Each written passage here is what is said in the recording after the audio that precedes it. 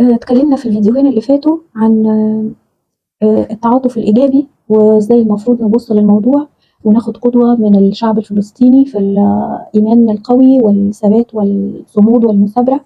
اتكلمنا عن أهمية الوعي وتصحيح الوعي المزيف وأهمية إن احنا نعلم ولادنا الحاجات اللي مفيش اهتمام بيها خالص كل العقود اللي فاتت. النصر كده كده ربنا وعدنا بيه، وقلنا إنه بيحصل عند عودة الإيمان الصادق للقلوب.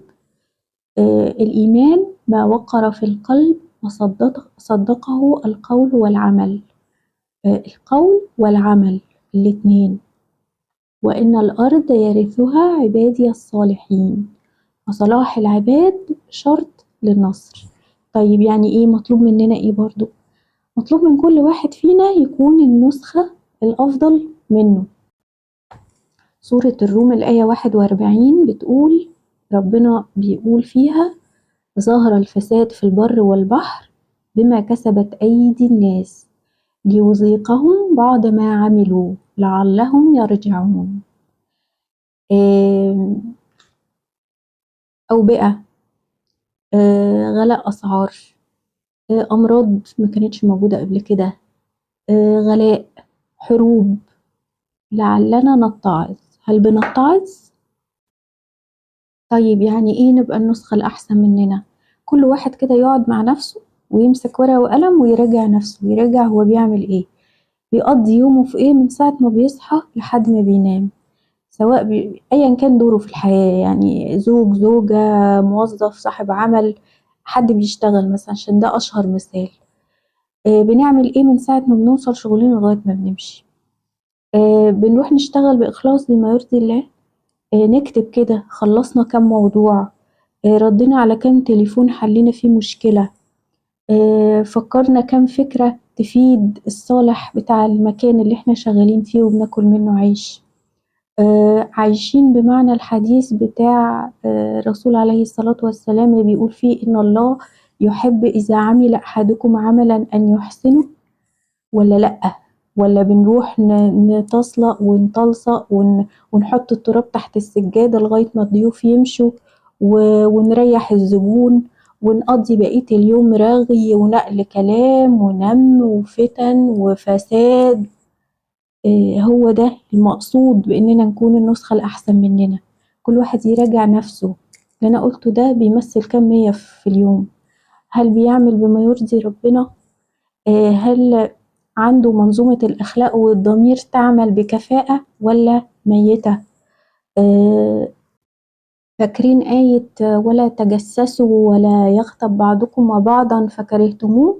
ولا عايشين بالنم ونقل الكلام والفتن وافتعال المشاكل ويعني الاستمتاع بظلم المظلوم أكتر وبتزييف الحقائق وبالنفاق والتملق؟ هو ده يا جماعة المقصود بإن النصر مرهون بصلاح العباد. فاحنا نبص لنفسنا كده ونقيم نفسنا، احنا عاملين ازاي، مبادئنا وضميرنا واخلاقنا عاملة ازاي، يومنا بنخلصه في ايه وبنقضيه في ايه، فلوسنا اللي احنا بناخدها دي بنحللها ولا لأ. الأم والأب مع ولادهم بيقعدوا مع ولادهم يقولوا لهم ايه، بيعلموهم ايه، بيغرسوا فيهم ايه، ولا بس بيودوهم التمارين ودروس تحفيظ القرآن اللي هي بقت زيها زي التمارين من ضمن الوجاهة واكتمال الشكل العام، ولا بيعلموهم دينهم وبيعلموهم الأخلاق وبيعلموهم الحاجات اللي هيعيشوا بيها بقية حياتهم؟ ده طبعا الأهل اللي عندهم وقت أصلا يقعدوا مع ولادهم. طيب ايه مطلوب مننا كمان؟ احنا كشعوب زي ما بنقول مش أولي أمر ومفيش في ايدينا حاجة تقريبا نعملها.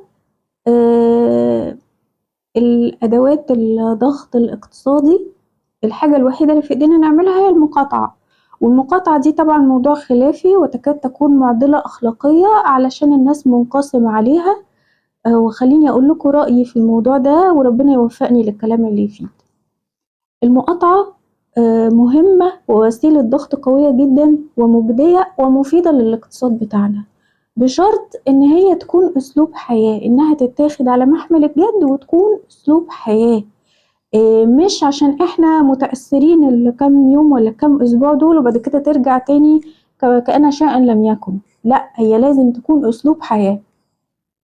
اي بزنس مان بيروح يدفع فلوس كتير جدا للشركة الام عشان ياخد فرانشايز ويستخدم العلامة التجارية والنوها، وبيدفع فلوس كتير جدا على ده. هو صحيح بيشتغل يعني الخامات بتاعته بياخدها من موردين ومصانع جوه مصر ومزارعين جوه مصر، اوكي.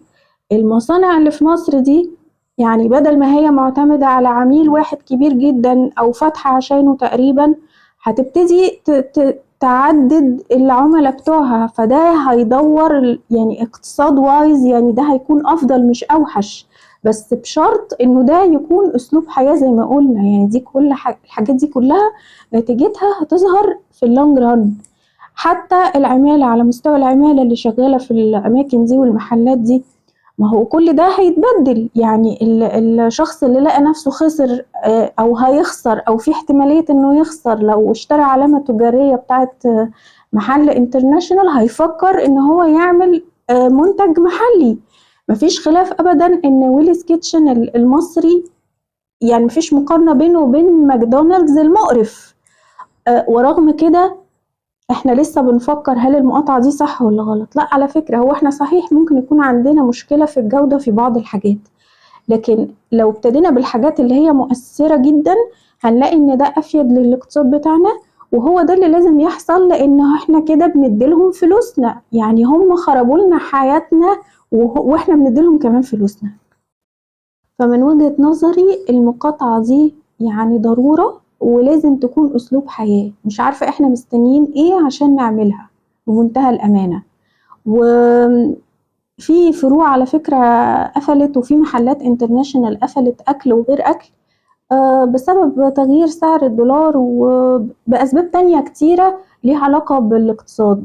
اشمعنى بقى ما فكرناش في العمالة دي ولا زعلنا عليها ومتعاطفين قوي معاهم لو هم آه، خسروا شغلهم، في حين ان هم هيلاقوا بديل، لان في السماء رزقكم وما توعدون. هيلاقوا بديل لان هم في النهاية ما بيشتغلوش حاجة ملهاش نو هاو يعني. آخر وأهم حاجة أنا هتكلم عنها، ويا ريت ما نسمحش لحد أبدا إن هو يقلل من أهميتها، هي الدعاء. لأن البعض يظن إن الأسباب أقوى وأهم من الدعاء، مع إن الدعاء هو أقوى الأسباب. ربنا قال أمن يجيب المضطر إذا دعاه ويكشف السوء.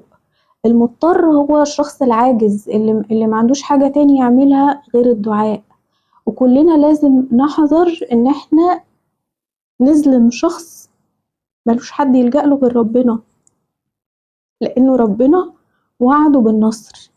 فالدعاء سلاح قوي جدا جدا، ما نسمحش لأي حد إن هو يعني يقلل من أهميته أو ييأسنا ويحبطنا من إجابة الدعاء. لأن الدعاء المؤمن مستجاب. فما نقصرش فيه في كل صلاة وفي كل وقت وبعد كل أذان. كلنا عارفين توقيتات إجابة الدعاء. أبسط حاجة نعملها وفي نفس الوقت أهم وأقيم حاجة ممكن تكون سبب في النصر إن احنا ما نقصرش في الدعاء. فيا رب، يا قادر، يا من تملك مقاليد السماء والأرض، اللهم ارحم ضعفهم وثبت يقينهم وقوي إيمانهم ومدهم بمدد من عندك، واكتب لهم النصر عاجلا غير آجل، فليس لهم أحد غيرك يا رب. اللهم آمين، اللهم آمين، اللهم آمين.